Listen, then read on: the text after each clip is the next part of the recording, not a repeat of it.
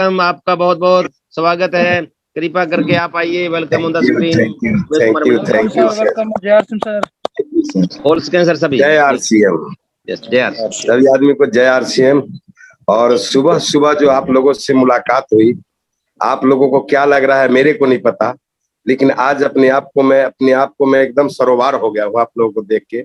और इसमें सारा श्रेय जाते हैं हमारे मास्टर साहब राम रतन जी का, जिनके अंदर में इतनी परमात्मा ने बढ़िया क्वालिटी दी है कि ये तो इतने अच्छे हैं कि लोगों को अच्छा बोल बोल के ही बना देते हैं। और ये गुण जो है, जब तक हमारी सांसें रहे तब तक हम देखते रहे। मैं तो ये कहूंगा, परमात्मा से दुआ करूंगा। और आप लोगों से सवेरे सवेरे कहते हैं, अच्छे लोगों से मुलाकात अगर सवेरे हो जाए तो दिन अच्छी कट जाती है। लेकिन आरसीएम वाले जीवन में कुछ काटता नहीं है, हर चीज को जीता है। तो आज अच्छा दिन जीने का मौका अपने को मिला है। चलिए, सबसे पहले मैं अपना इंट्रोडक्शन दूं। My self Umesh Kumar Mandal, basically Bihar Samastipur से हूँ। जैसे कि अभी सर जी बता रहे थे कि मैं बिहार समस्तीपुर से हूँ, लेकिन एक लोअर फैमिली से हूँ, मिडिल क्लास भी नहीं कह सकते, जहां पर मेरी परिस्थिति बहुत ही दयनीय थी। और मेरी स्थिति ऐसी थी कि हम शायद अपने परिवार में, जो मैं देखा करता था कि हम कैसी अपनी लाइफ स्टाइल जिएंगे, कैसे अपने हम जीवन को आगे जिएंगे, इसका मेरा कोई समझिए आधार नहीं था। लेकिन 1988 में मैंने मैट्रिक का बोर्ड एग्जाम दिया। 88 में बोर्ड एग्जाम देने के बाद घर की परिस्थिति ठीक ना होने की वजह से पंजाब में आए। यहाँ पढ़ाए तो वही गेहूं कटाई किया, धान लगाया। उसके बाद यहाँ से फिर गांव के लोग सब जाने लगे घर। हमने यहीं पर एक जमींदार के घर में नौकरी रह गए। 350 रुपया महीना पे 1988 में रहे। और आपको पता होगा कि यहाँ पर जो जमींदार के घर में नौकरी होती है पंजाब में, तो किस प्रकार की नौकरी होती है। सुबह 3:30 बजे भोर में जो हमारे सरदार जी की मिसेज थी, जो बीबी जी जिनको यहाँ पर हम बोलते थे, बीबी जी आती थी। 750 ml का एक गिलास होता था, उसमें भर के चाय लेके आती थी और आके कहती थी कि बैरा मोहन उठ खर, 3:30 बजन वाले ने ते हम चाय पीते मज्जन पट्टा पुट्टा पा। और 3:30 बजे में उठ के अब जाते थे, मज को पट्टा पाते थे। उसके बाद फ्रेश होते थे जब तक कि वो कोड़नी साफ, फिर दोबारा पट्टे पाते थे, फिर दूध निकालते थे, डेयरी पर लेके जाते थे, फिर आते थे, फिर चाय मिल जाता था। चाय पी के रेडी लेते थे, पट्टे बढ़ने के लिए निकल जाते थे। पट्टे बढ़ के आते थे, एक रेडी भर के, फिर उसके बाद सब मज को पानी पिला पिला के खोनी पर से बाहर निकालते थे, जब तक रोटी तैयार। रोटी खाते थे, फिर रोटी खाने के बाद लस्सी मिल जाती थी, एक डोलू पीते थे जम के। और उसके बाद साइकिल उठाते थे, खेत में चले जाते थे। खेत में जाने के बाद 10 बजे खेत में सरदार जी चाय लेके पहुंच जाते थे, चाय पीते थे, 1 बजे तक काम करते थे, 1 बजे वापस घर आते थे। 1 बजे घर आने के बाद फिर रोटी मिल जाती थी, रोटी खाते थे। उसके बाद बीच में 1 घंटा आराम करने को मिलता था, फिर मज को सन्नी लड़ाओ, फिर सन्नी लड़ाते थे, फिर उसके बाद पट्टे पाते थे, फिर उसके बाद 5 बजे दूध निकालते थे, फिर डेयरी पर पहुंचाते थे, फिर शाम को आए, फिर पट्टे पाए, शाम को 7 बजे फ्री हो जाते थे।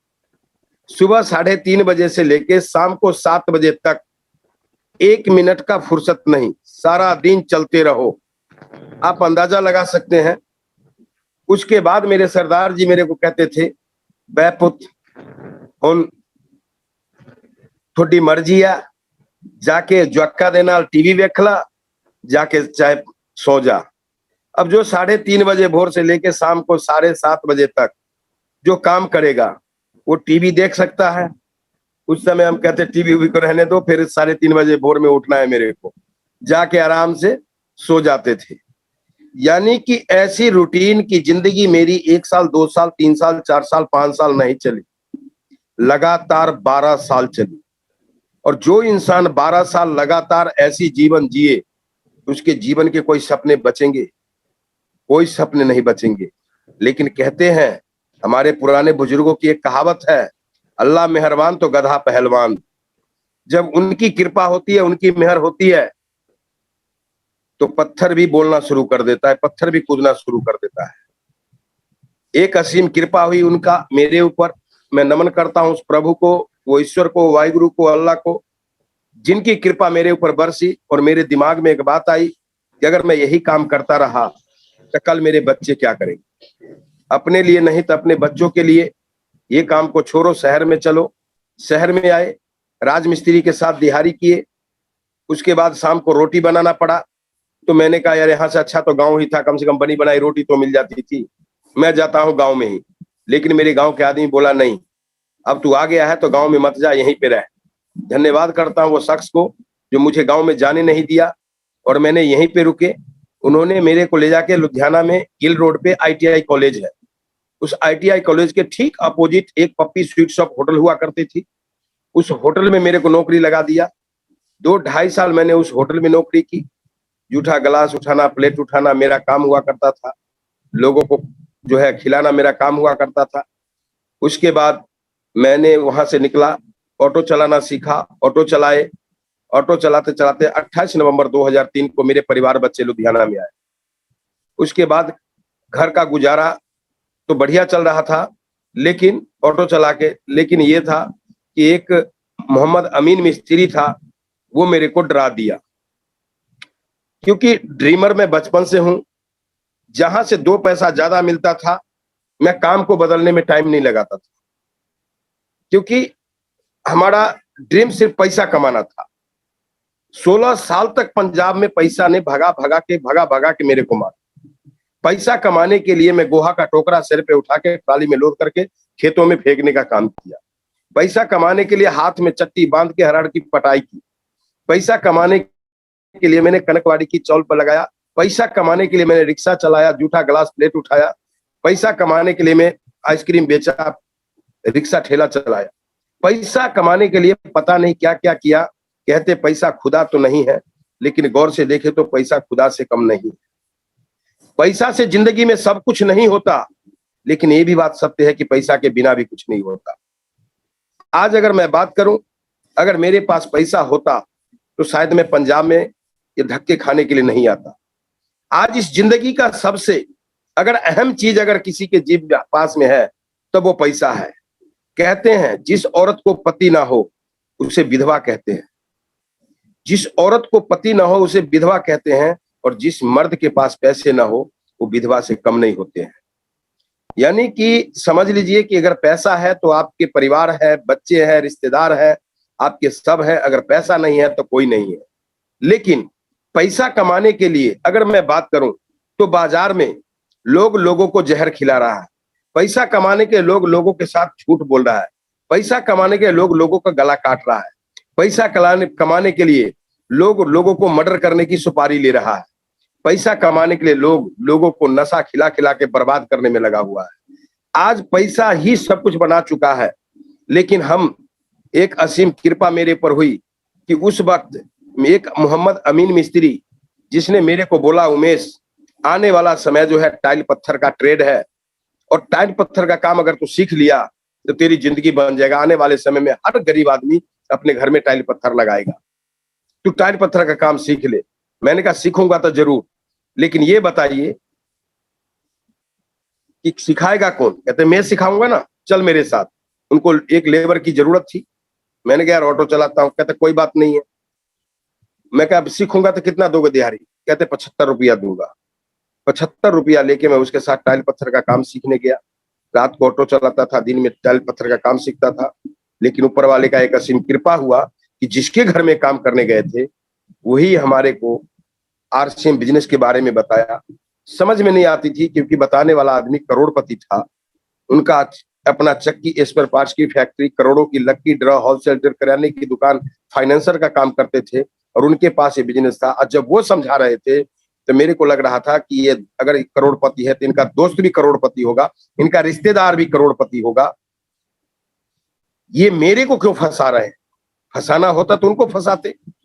मैं जाता था दिहाड़ी करने, पाँव में प्लास्टिक का टूटा हुआ चप्पल, कुर्ता पैजामा होता था, हाथ में रोटी का डब्बा रोड भर के लेके जाते थे और रोज खाली करके लेके आते थे। ये हालात मेरी थी।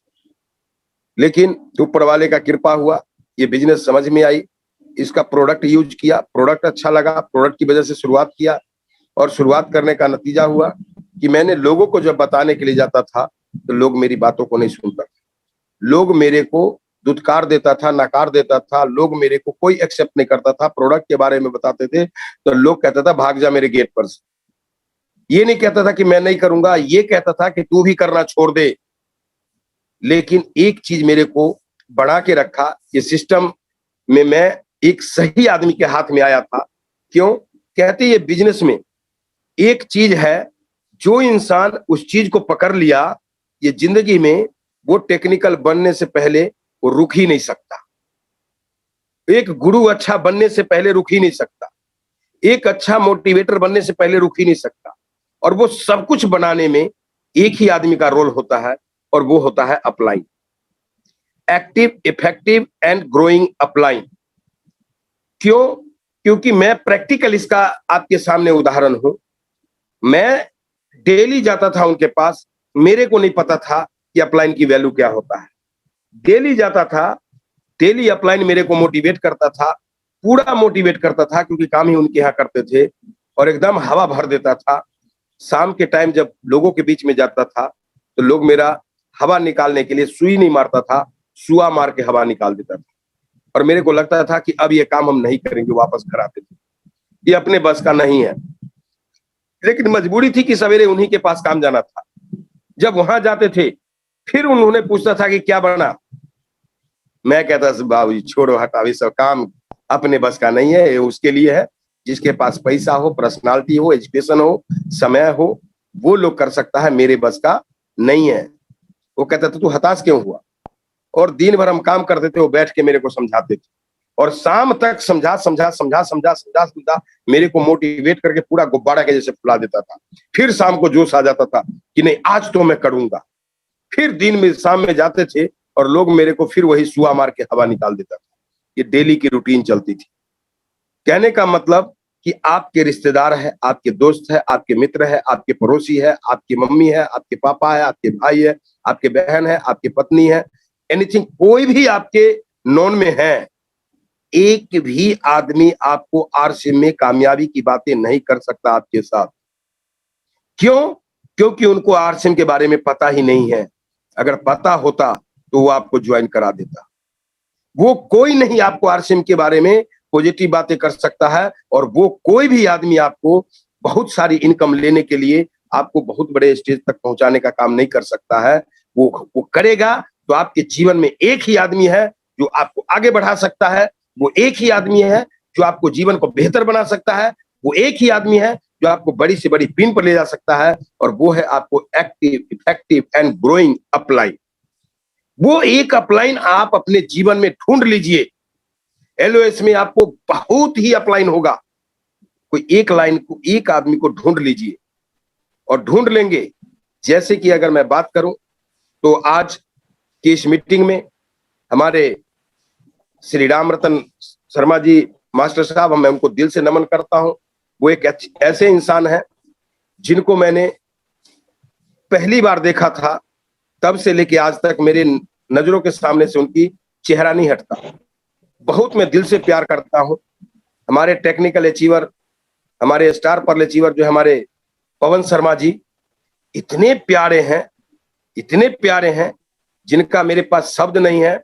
जब भी उनसे बात होती, जब उनका फोन आता है, तो सच मानो मैं दिल से कहता हूं, मेरे शरीर में खून भर जाता है, खून बढ़ जाता है। इतना माने स्नेह करता हूं, और उनकी आवाजों में इतनी दम है। मैं दिल से नमन करता हूं ऐसे शख्स को, और ऐसे ऐसे शख्सियत है। राजेश बत्स जी से मैंने मिला था, जब मीटिंग में गया था, वहां पे एंकर का काम यानी एमसी का काम किए थे, और उनका जो है मैंने स्पेशल बस साहब का मैंने कहा था कि मीटिंग लुधियाना में रखाएंगे, और संजोग बस नहीं हो पाई। लेकिन सोच के देखिए, लीडरशिप की मुकाम पर थे, और उस समय से उनकी इतनी गजब की नॉलेज है उनके पास। मैं तो कहता हूं बड़े खुश नसीब लोग हैं जिनके पास ऐसे एलओएस, ऐसे लाइन ऑफिसर है, और ऐसे लोग शख्स हो तो पता नहीं क्या से क्या कर जाए। ये जो हमारे सतीश वत्स जी है, इनके पास ओए होए, मैं तो मीटिंग में देखा था, मैं कहा ये लोग जो है ना, पता नहीं आरसीएम में कहां से कहां किसको उड़ा के लेके चले जाए। तो ये सारी चीजें जो है ऐसे ऐसे शख्स का है, और ऐसे शख्स से हमें सवेरे सवेरे मुलाकात हो रही है। हम आप लोग क्या कर रहे हो, नहीं क्या बनोगे नहीं बनोगे मेरे को नहीं पता, लेकिन एक बात है, आप लोगों से मिलके मैं बड़ा धन्य हो जाता हूँ और मेरे को बहुत अच्छा लगता है। आज अगर मैं बात करूं तो ऐसे ऐसे शख्स हैं जिन्होंने आप लोगों को डील कर रहे हैं। मेरे को जब ये चीज का पता चला कि अपलाइन जो है, जब पूरे महीना घूमा और पूरे महीना नेगेटिव होता रहा और अपलाइन के टच में था, वो मेरे को पॉजिटिव करता रहा और पॉजिटिव करने का नतीजा हुआ कि पूरे महीने में 5 लोग आए, 693 का चेक बना, फिर 500 से अगले महीने में 25-30 लोग आए, 100-150 लोग आए, 200, 500, 1000, 2000, 5000, 10000, 20000, 50000, 1 लाख, 1.5 लाख, 2 लाख। आज अगर मैं बात करूं तो आज के समय में कम से कम 3 लाख प्लस आदमी मेरे ग्रुप में है। पूरे इंडिया में जो लुधियाना से मैंने निकला था, मैंने नहीं जानता था कि जिस गली में था उस गली के लोग मेरे को जानेगा कभी। पूरा लुधियाना कवर किया, पूरा पंजाब कवर किया, हिंदुस्तान का शायद कोई स्टेट हो जहां पर मेरी कदम ना पड़ी। जो मैंने जिंदगी में बिहार से पंजाब आते थे, जनरल बोगी में धक्के खाते, ट्रेन में कभी रिजर्वेशन करा के नहीं आया था। आज अगर मैं बात करूं तो हवाई जहाज की सफर ऐसे किया हूं जैसे लोग बसों के सफर करते हैं। इंडिया के बाहर भी मैं घूमने गया, दुबई भी घूम के आया विद फैमिली। आज ये सिस्टम को लोग अनमने ढंग से करते हैं। इस सिस्टम में आते हैं तो लोग अपलाइन के ऊपर देखते हैं, सिस्टम में आते हैं तो कहते हैं मेरा सीनियर मेरे को करके देगा। आपको मैं बता दूं, मेरा सीनियर जो थे, जो मेरे को ज्वाइन कराए थे, आज वो इस सिस्टम में नहीं है, वो सिस्टम छोड़ के चले गए। लेकिन आज मैं एमराल्ड की लेवल पे हूं सर। जो मैं जीवन में कल्पना नहीं किया था, जो सपना नहीं देखा था, वो सारा चीज सारशिव ने मेरे को दिया। आप सोच सकते हैं, पंजाब में जिस समय शुरुआत की, मेरा माँ बाप भाई बहन सगा संबंधी कोई हमारा यहाँ पर नहीं था, ना ही कोई मुझे सहयोग करने वाला था, लेकिन एक ही शख्स था जो मेरे को सहयोग करने वाला था और वो पूरा सहयोग किया। क्यों सहयोग?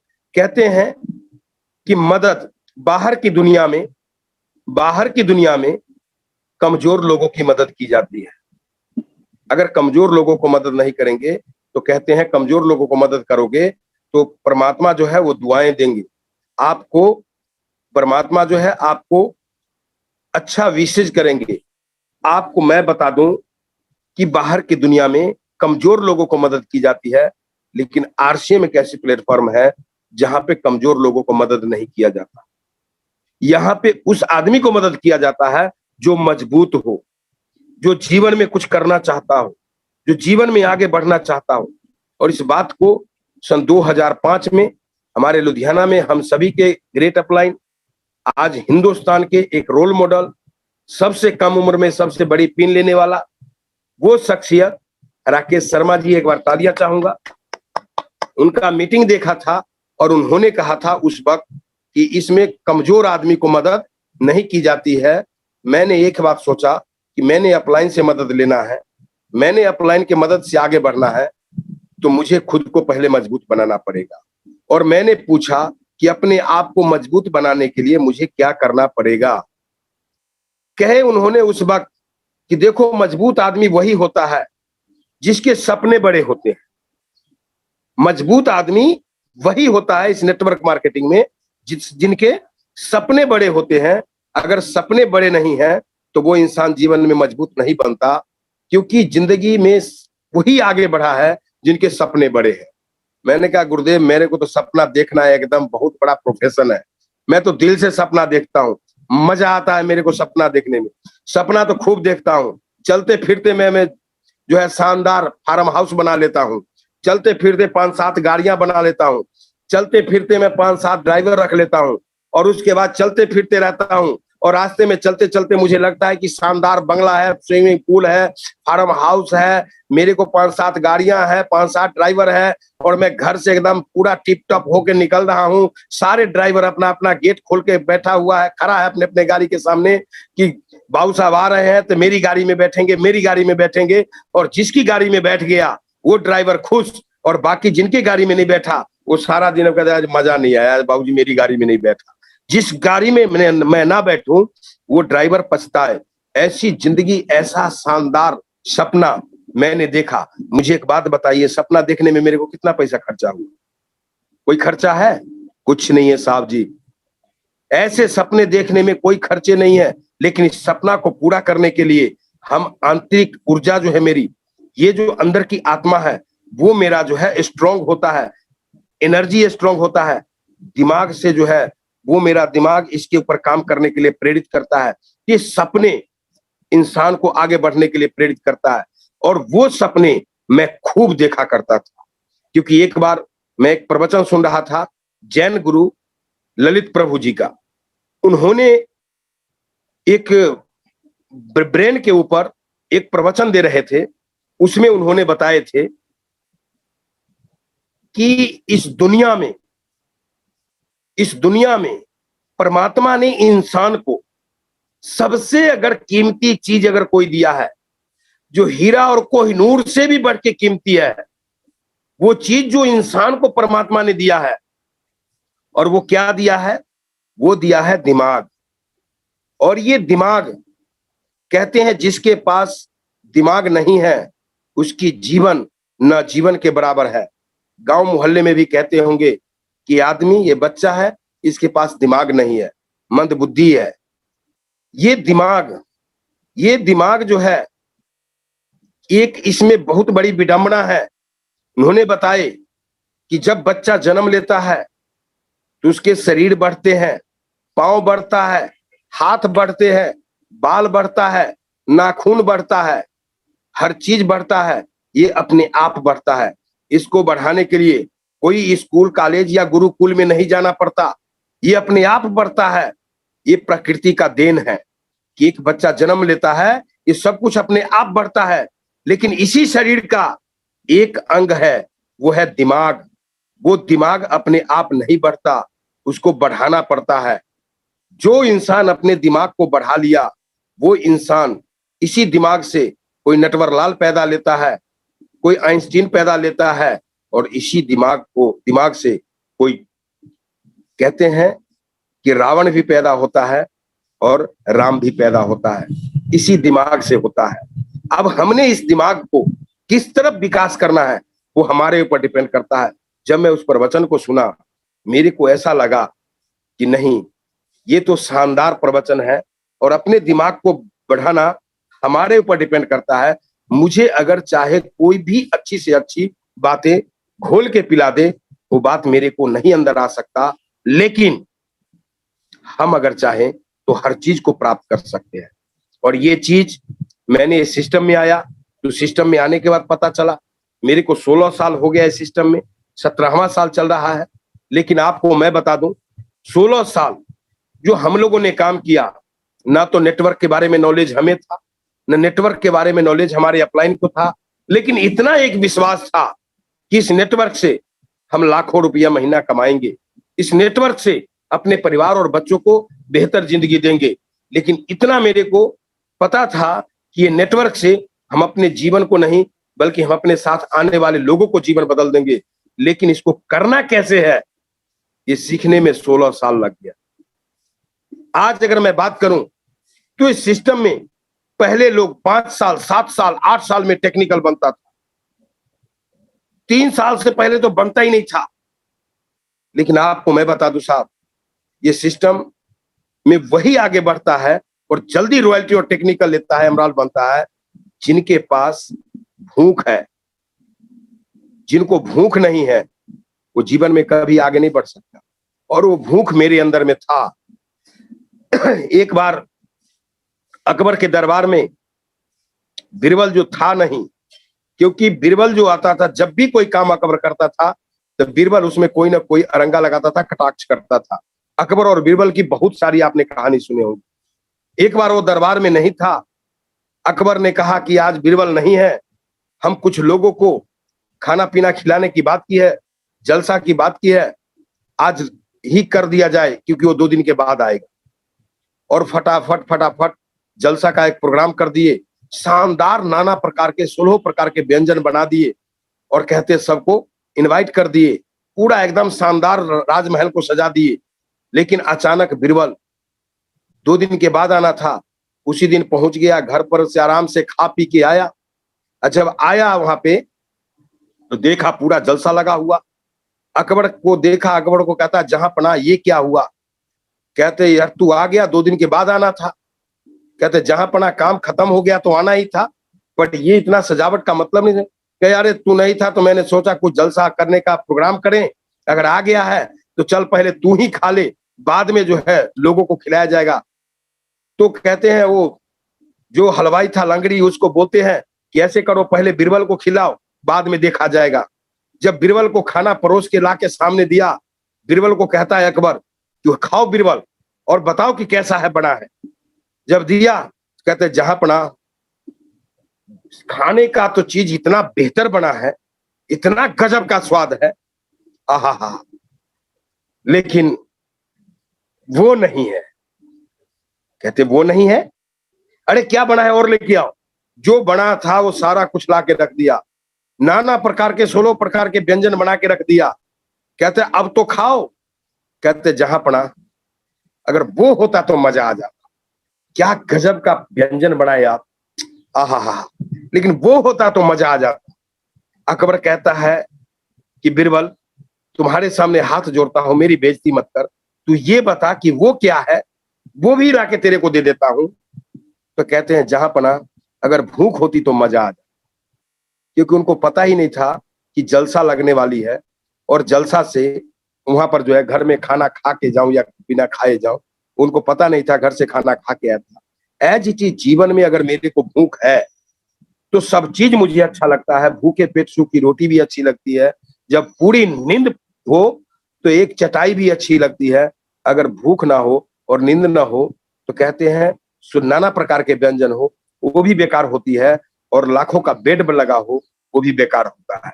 क्योंकि नींद आती है तो नहीं देखती है सूख टूटी खाट या एक चटाई, और भूख होती तो नहीं देखता है कि सूखी रोटी है कि क्या।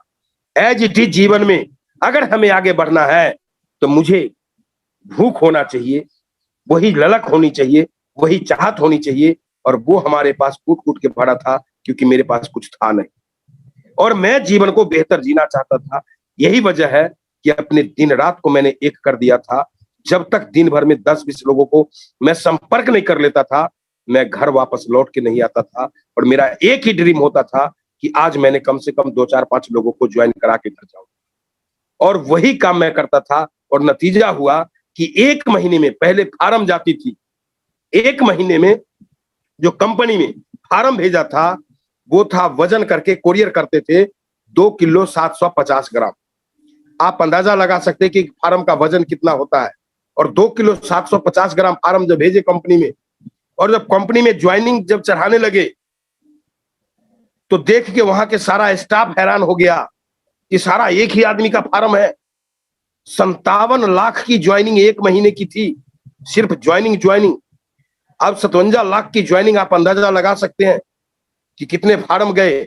उस दिन मेरे को कंपनी में जब भी गया था, उस समय अशोक दीक्षित जी थे, उस समय जो है जब हम पहुंचे वहां पर तो अशोक दीक्षित जी मेरे को पकड़ के ले गए स्टाफ के पास, पुराने वाले ऑफिस था, और कहते हैं यही है मंडल जो भेजा था फार्मों का बंडल, ये है मंडल फार्मों का बंडल। और उस दिन से मेरे को पूरा नाम ही रख दिया मंडल फार्मों का बंडल। वहां से लेके पूरे पंजाब तक मेरा लोग जो है स्टेज से नाम इस प्रकार से पुकारने लगे। सोच सकते हैं ये क्यों हुआ था? क्योंकि मेरे अंदर में एक भूख था। तो भूख तो था काम खूब करने की, लेकिन सिस्टम का पता नहीं था। लोगों को ज्वाइन करते गए, लोग निकलता गया, लेकिन इस सिस्टम का एक पार्ट है अहंकार, जो सबको आता है। अहंकार मेरे को भी आया, और अहंकार आया तो 1 करोड़ 7 लाख का बिजनेस 7 लाख पे आके रुक गया, और पूरा वहां से धराशायी हो गया। कब हुए थे? जब अहंकार आई थी कि ये जो बिजनेस मैं करता हूं और मेरे करने से चलता है। उस वक्त जैसे कहते हैं एक गधा था, गधे के ऊपर मंदिर था, बढ़िया से सजा के और मंदिर लेके, और एक ब्राह्मण थे वो चलते थे, और लोग जो है गधे को पैर पर जल चढ़ाता था, गधे को गुड़ खिलाता था, रोटी खिलाता था, माथा टेकता था, और रोज लेके जाता था। गधा को ऐसा लगता था कि ये मेरी वजह से ये ब्राह्मण जो है रोटी खा रहा है, और मेरे को जब गधा को खाना देता था, गधा इधर उधर करता था, तो जब वो सोटी मारता था तो कहता था कि ये मेरे को मारता है और मेरी वजह से ही रोटी खाता है, मेरे को ही मारता है, इसको मैं दिखाऊंगा एक दिन। और गधा ने क्या किया, एक दिन वो मंदिर जो पीठ पर था इधर उधर झेला और मंदिर को गिराया और गधा भाग गया। कहता है जब मेरे को इतना मान सम्मान है, मेरी जब इतना इज्जत है, तो ये मेरे से ही कमा के खाता है और मेरे को ही मारता है, मेरे को ही डांटता है। इसकी मार नहीं खाऊंगा, इसकी डांट नहीं सुनूंगा, अब देखो मैं खुद ही जाऊंगा, अकेले जाके मैं खाऊंगा। और चला गया भाग के गधा एक गेट पर, एक आदमी के गेट पर जाके भैं भैं 2 बार किया, एक सोटी लिया और निकला, मारा 2 सोटी गधा को, गधा भागा वहां से। फिर दूसरे दरवाजे पे गया, दूसरे दरवाजे पे भैं भैं किया, मारा 2 सोटी वहां पे, भागा वहां से। एवं प्रकार से वो 4, 5, 10 दरवाजे पे गया और सब जगह सोटी खाया। तब उस गधे को महसूस हुआ कि ये जो है सम्मान मेरे को नहीं, मेरे पीठ पर लदा हुआ मंदिर को करता था। और वही हालात ये उमेश कुमार मंडल को हुआ। आरसीएम में उमेश कुमार मंडल को लगा कि हम फन्ने खां, हम करते हैं तो होता है। आरसीएम को पीठ पर से मैंने आरसीएम रूपी मंदिर को उतार दिया और उतार के 3 महीना बाहर रहे। 3 महीना में मेरी औकात का पता लग गया कि उमेश कुमार मंडल तेरी कोई औकात नहीं, उमेश कुमार मंडल तेरे को पूछने वाला कोई नहीं। तुम्हें इसलिए पूछ रहा था क्योंकि तुम्हारे पीठ पर आरसीएम रूपी मंदिर है, जिस मंदिर को लोग पूजा करता है, उमेश कुमार मंडल तेरे को नहीं करता। और वो चीज मेरे को महसूस हुआ। उस दिन मैं समझा कि अब जिंदगी में आरसीएम रूपी मंदिर को उमेश कुमार मंडल अपने पीठ से नहीं उतारेगा। और आज अगर आपके बीच में हूं तो उसी मंदिर की वजह से हूं, आरसीएम रूपी मंदिर की वजह से हूं। और मैं एक बात कहूंगा कि ये भूल जिंदगी में मैंने की, आप लोग नहीं कर। ये मंदिर को सजा के रखो, जितना बेहतर सजाओगे उतना ज्यादा चढ़ावा आएगा, जितना बेहतर सजाओगे उतना बढ़िया बढ़िया लोग आपके यहाँ माथा टेकने आएगा। लेकिन इसको अगर गंदा कर देंगे तो कोई नहीं आएगा। इसलिए इसको साफ सुथरा रखना है, बढ़िया रखना है। और वो मेरे को 16 साल बाद समझ में आई कि ये बिजनेस रियल में कैसे चलती है। और जब समझ में आई तो मैं कुछ टॉपिक पर आपको बात करूंगा कि क्या समझ में आई कि इस बिजनेस में जुड़ते हैं तो जुड़ने के बाद सिस्टम को फॉलो करें। सिस्टम क्या है? सिस्टम जो कहती है कि सिस्टम एक 6 बेसिक है और 6 बेसिक का पहला रूल है 100% प्रोडक्ट यूज। खाएंगे पड़ोसी के दुकान से, आरसीएम पैसा नहीं देगा। 100% ईमानदारी से मुझे प्रोडक्ट यूज करना पड़ेगा, क्योंकि इस प्रोडक्ट को बनाने के पहले कंपनी ये नहीं कहती कि ये प्रोडक्ट जो बना रही हूं बाहर मार्केट में बेचूंगी। कंपनी को आपके ऊपर भरोसा है, कंपनी को आपके ऊपर विश्वास है। कंपनी आपके ऊपर 100% नहीं 1000% विश्वास करती है कि जो प्रोडक्ट बना के और मैं भेज रहा हूं डिपो पे, वहां से जाएगा पिकअप सेंटर पे, आप जरूर खरीदोगे। आप सोच के देखें, आप कहां बैठे हैं, किस लेवल पे हैं, नहीं पता। लेकिन हमारे इस कंपनी का फाउंडर जो है, इस कंपनी का सीएमडी माननीय श्री त्रिलोकचंद छाबड़ा जी, मैं दिल से नमन करता हूं सर को। और मैं बता दूं कि छाबड़ा जी जब प्रोडक्ट बनाते हैं तो प्रोडक्ट बना के, और वो ये नहीं कहते हैं कि ये प्रोडक्ट पता नहीं लोग खरीदेगा कि नहीं खरीदेगा। वो ईमानदारी से प्रोडक्ट बना के और हमारे बीच में भेजते हैं। और वो हमारे ऊपर पूरा भरोसा कर रखे हैं, विश्वास कर रखे हैं कि ये प्रोडक्ट मेरा ऐसा सच्चा सिपाही है जो अपनी जीवन बेहतर बनाने के लिए, अपने आने वाली पीढ़ी की जीवन बेहतर बनाने के लिए, अपने समाज को सुंदर बनाने के लिए, अपने समाज को बेहतर बनाने के लिए ये प्रोडक्ट को यूज करेगा और 100% यूज करेगा। हमें विश्वास है, हमें भरोसा है, हम ईमानदारी से हम उसी को देंगे प्रोडक्ट। हम बेईमान नहीं बनेंगे। हम जो प्रोडक्ट आरसीएम का बनाते हैं वो बाहर हम नहीं भेजेंगे। सोच के देखे, हमारे ऊपर इस कंपनी के फाउंडर, इस कंपनी के सीएमडी माननीय श्री त्रिलोकचंद छाबड़ा जी हमारे ऊपर इतना विश्वास करते हैं।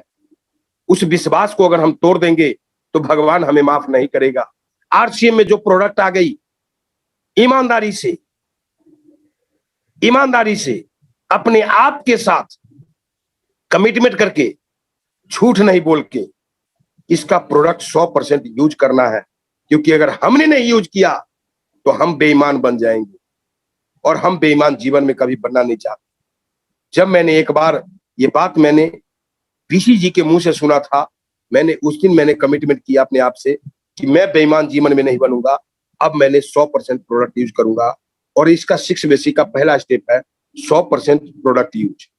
साथ में एक डिस्प्ले वॉल इसलिए खोलना जरूरी है, डिस्प्ले वॉल इसलिए खोलना जरूरी है कि अभी लॉकडाउन का पीरियड चल रही है। इस लॉकडाउन के पीरियड में अगर हम बात करें तो इस लॉकडाउन के पीरियड में लोग जो है बाहर नहीं निकलते हैं।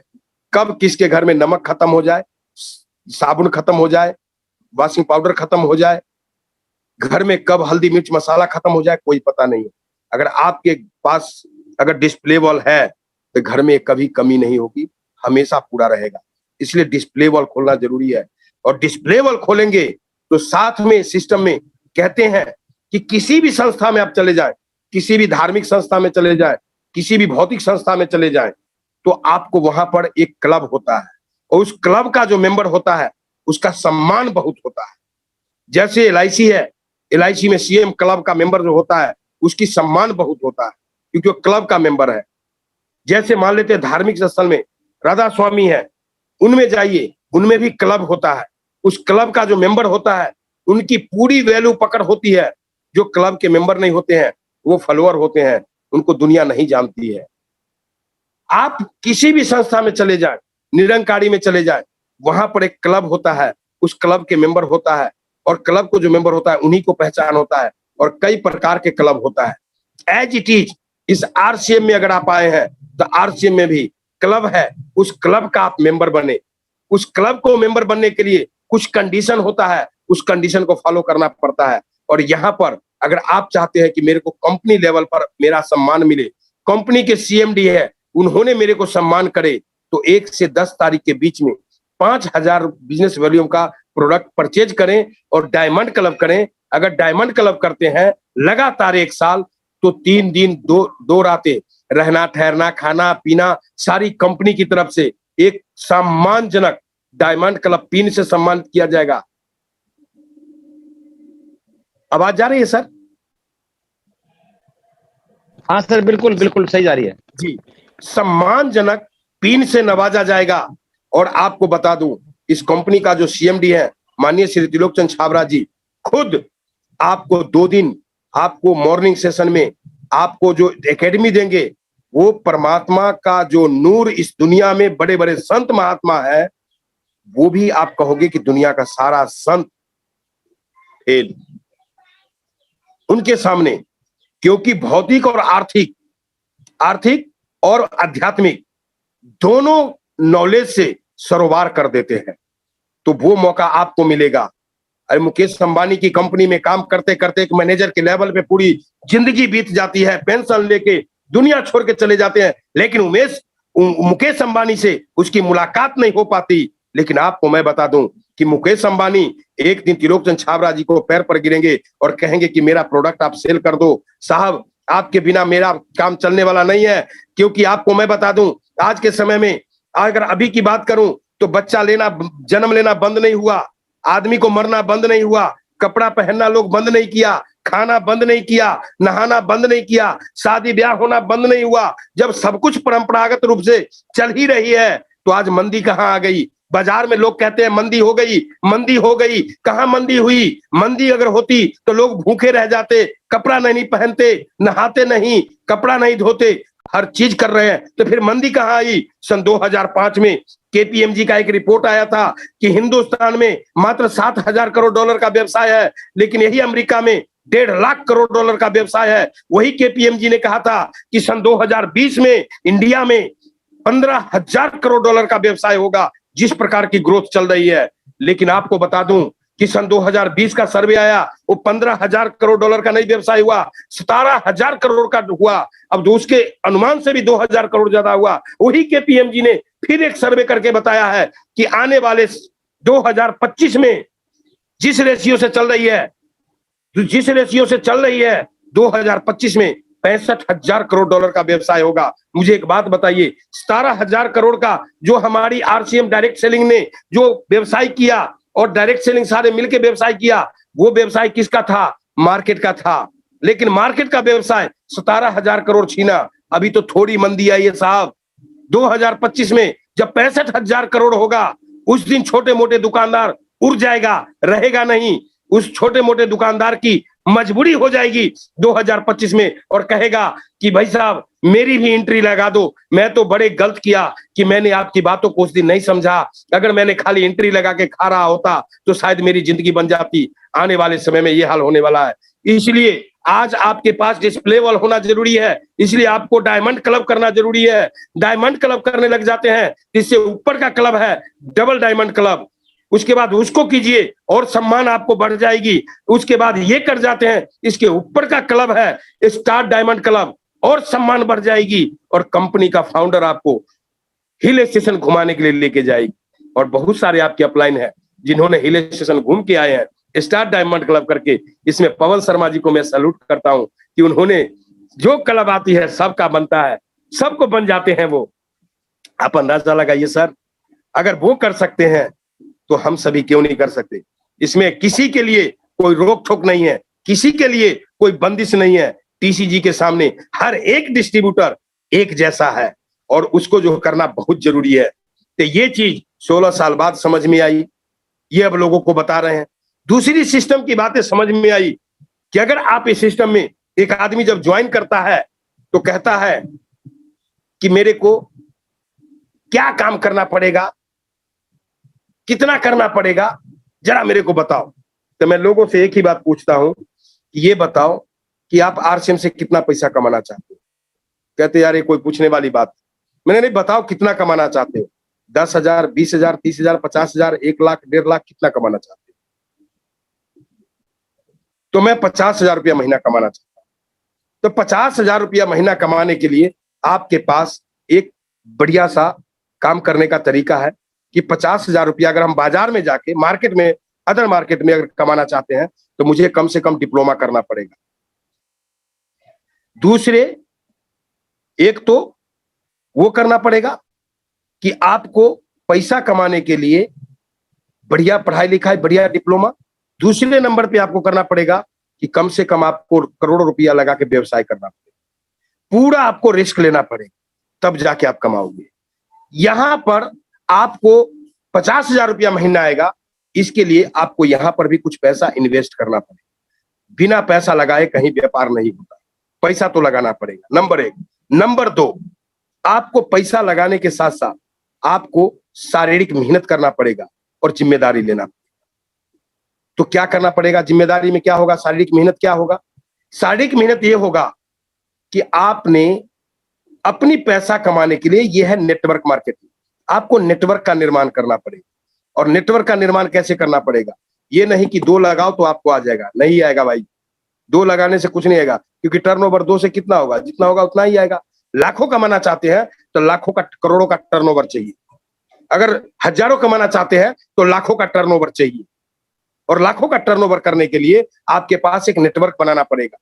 और नेटवर्क बनाना का कितना पड़ेगा, आपका 2 लाइन है ए और बी, दोनों लाइन में एक टैप रूट खड़ा करना है, एक के नीचे एक के नीचे एक के नीचे एक के नीचे एक के नीचे एक करके। ए में 100 लोग और बी में 100 लोग। कितने दिन में करते हो आपके ऊपर डिपेंड करता है। आप 2 महीना में कर लोगे तो 2 महीने बाद 50,000, अगर 6 महीने में करोगे तो 6 महीने बाद 50,000, अगर 1 साल में करोगे तो 1 साल बाद 50,000, अगर 2 साल में करते हो तो 2 साल में 50,000। लेकिन 100 लोग ए में, 100 लोग बी में, जब तक आप नहीं ज्वाइन करा देते तब तक आप लोगों से उम्मीद मत करो कि लोग काम करेगा। सिर्फ आपका काम है लोगों को लाना है सिस्टम में। जब लोग आ जाए तो दूसरा काम आपका बनता है जिम्मेवारी वाला, कि उन लोगों को वही काम आप सिखाओ जो आपने प्रोडक्ट यूज किया, जो आपने डिस्प्ले वॉल खोला, जो डायमंड क्लब किया, जो आपके टैप रूट में है, उनको जो है यही काम आपने सिखाना है। अगर वो पैसा कमाना चाहते हैं तो उनको बताइए कि आप भी ए में 100 लोग और बी में 100 लोगों का टैप रूट खड़ा करो, जो पैसा कमाना चाहते हैं। और मैं गारंटी लेता हूं कि 100 लोग ए में और 100 लोग बी में है तो आपका अगर रिजल्ट 20% भी आती है तो 20 लोग ए में और 20 लोग बी में आपके जैसे काम करने वाला मिल गया, आपका 1 लाख रुपया महीना कहीं नहीं जाता, आसानी से आएगा। और ये काम आप कितने दिन में करते हो, जितने दिन में कर लोगे उतने दिन में पैसा आ जाएगा। अब इतने इसको करने के लिए आप 6 महीना में कर लो या 1 साल में करो या 6 साल में करो, ये आपके ऊपर डिपेंड करता है। अब समझ में आई कि इतना करने से ये आती है, पहले ये बात का समझ में नहीं था, लेकिन अब जो है काम करना आसान हो गया। तीसरी बात है कि अगर करना है तो आपको जूम ऐप जो है, जूम ऐप, ये टेक्नोलॉजी का युग है और आपका बिजनेस आपके मोबाइल पे है। इसमें मोबाइल में आप देखेंगे कंपनी का कई वेबसाइट है, कंपनी के कई वेबसाइट है, न्यूट्रीचार्ज.in अलग है, गुड.in अलग है, हरित संजीवनी का अलग है, आरसीएम का जो है, आरसीएम में जो .com अलग है, rcmbusiness.com अलग है, हाँ जी, आरसीएम का जो है पीयूसी केयर का अलग है, पीयूसी का अलग है, डिस्प्ले वॉल का अलग है, हाँ जी, आपके डिस्ट्रीब्यूटर को देखने के लिए, बिजनेस देखने के लिए अलग है, अलग अलग कितने सारे वेबसाइट है, लेकिन हर एक वेबसाइट का आपके पास नॉलेज होना चाहिए। और वो नॉलेज कौन देगा? आपके पड़ोसी नहीं देगा, आपके घर का मेंबर नहीं देगा, आपके नॉन के लोग नहीं देगा, वो देगा जानकारी तो आपके अपलाइन देगा। और वो अपलाइन से जब मेरे को बताया, मैं तो भाई अपलाइन को वो सब कुछ मान लिया जो इस दुनिया में आने के बाद जिनकी श्रद्धा लोगों की होती है ईश्वर वाहिगुरु अल्लाह पे, मैं कहता हूं वो उसको तो मैं देखा नहीं, सिर्फ अनुमान कर रहे हैं, विश्वास कर रहे हैं, जिनको मैं देखा नहीं, लेकिन वो ईश्वर वाहिगुरु अल्लाह बन के जो मेरे को साक्षात आगे बढ़ाने के लिए अच्छी सोच, अच्छी विचार, अच्छी संगत, अच्छी इनकम, अच्छी रुतबा, अच्छी पहचान, अच्छी जीवन शैली, वो सब कुछ सिखाने वाला जो आदमी हो, वो भगवान से बढ़ कम हो नहीं सकता। वो जो आए हैं वो ईश्वर के रूप में हमारे अपलाइन के बन के आए हैं, जो मेरे को आगे बढ़ाएगा। उन्हीं को पूजा क्यों ना करूं, उन्हीं को क्यों ना मानूं, और मैं उन्हीं को मानता हूं। और मेरे भाई, अगर आप लोग भी उन्हीं को मानेंगे तो मेरा मानना है कि दुनिया की वो सारी चीजें जिसकी आपने बचपन से उम्मीदें की, आपके कदमों में होगी। दुनिया की कोई ताकत रोक नहीं सकती।